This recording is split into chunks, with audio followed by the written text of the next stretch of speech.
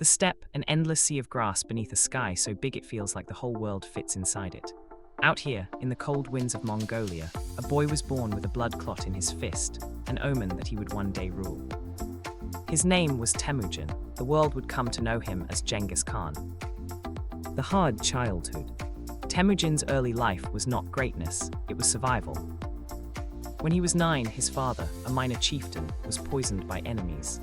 The tribe abandoned the family. They left Temujin, his mother, and his 6 siblings to die alone on the steppe. They ate roots, rodents, anything. He watched his half-brother try to steal food, then he killed him. Mercy was not an option. That brutal boy grew up learning one rule: trust no one unless they prove they belong to you. Rising to power. Temujin began building alliances, not through birthright but through loyalty. He promised his followers something rare: if they fought for him, he would share the spoils fairly. No noble class, no special treatment for old clan leaders. One by one, he defeated neighboring tribes: the Tatars, the Karaids, the Naimans. Each victory added warriors to his army. Each enemy chief who surrendered was absorbed. Each one who resisted was erased. By 1206, he had united all the Mongol tribes.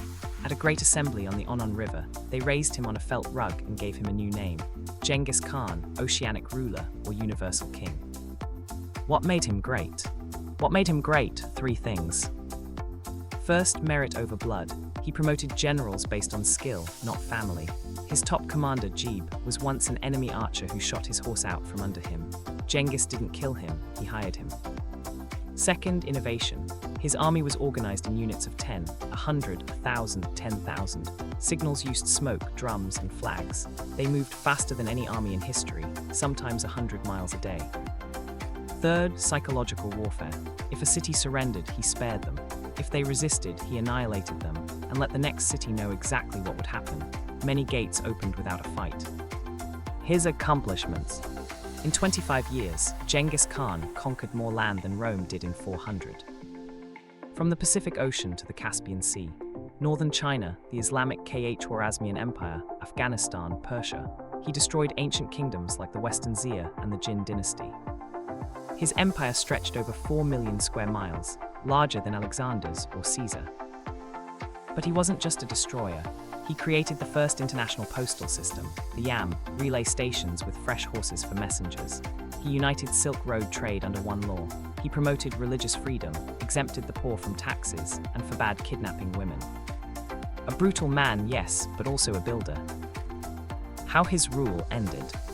Genghis Khan did not die in battle. He died in 1227, probably from a fall off a horse during a campaign against the Western Xia. Some sources say a fever, others say an infected wound. Legend whispers a captured princess killed him, but no one knows for sure. His body was returned to Mongolia in secret. His funeral procession killed every living thing it met, humans, animals, to hide the grave site.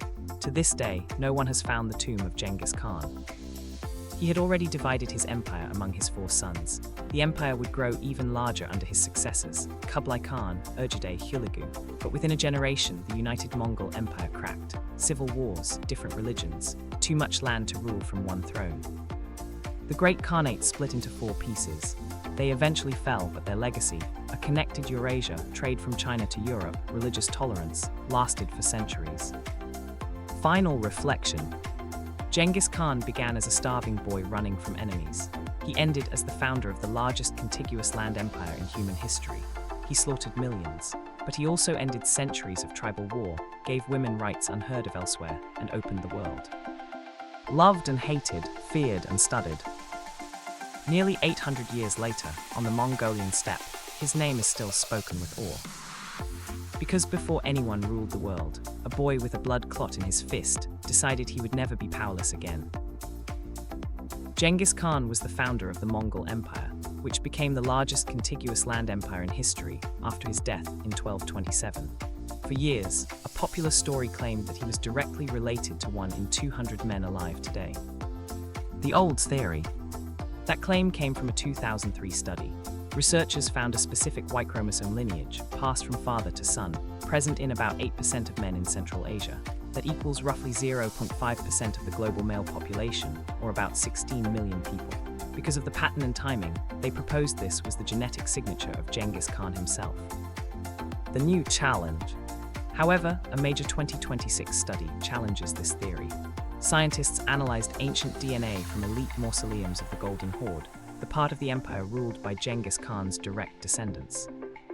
While these elites did carry the same general Y chromosome group, C3*, they carried a rare subbranch that is not common in modern populations.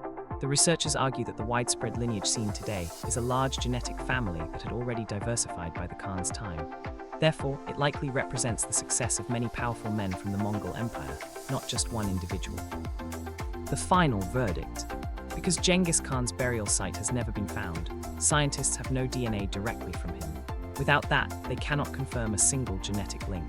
So while the idea that you might be related to the famous conqueror is exciting, the reality is that the genetic story of the Mongol Empire is much more complex and shared among many lineages. Thank you for watching. Subscribe, like, and comment down below.